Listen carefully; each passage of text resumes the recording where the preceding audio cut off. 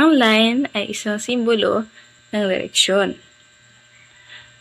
Dahil ang direksyon dapat ay madaling maunawaan, ang line ay isang mahaba at maliit na symbol na nag-i-indicate ng direksyon o kaya naman ay ng position kung saan tayo dapat kumilos. Nagsisilbi daw itong guide na nagtuturo sa atin saan tayo mapahakbang at saan tayo pupunta. At narito meron tayong mga halimbawa ng mga direksyon na dapat nating matutunan. Sa inyong palagay, anong direksyon kaya ito? Going to the right po, teacher. Sige, tingnan natin kung tama kayo.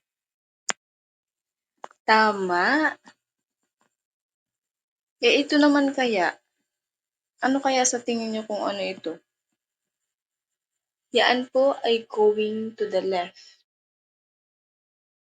Tama uli kayo dyan. Ito naman kaya, anong direksyon naman kaya nito? Going upwards po, teacher. Correct. This is going upwards. How about this one naman? Anong direction kaya ito?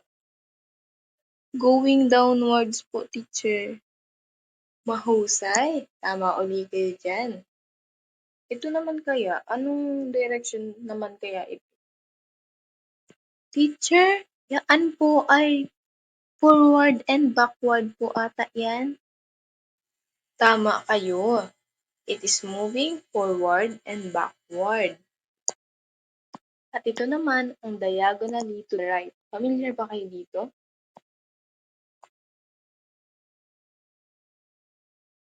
Opo, teacher. At kung meron naman tayong diagonally to the right, meron din tayong diagonally to the left. How about this? Ano kayang pwedeng i-represent nito? Teacher, yan po ay turning to the right. Tama uli kayo, ito ay turning to the right.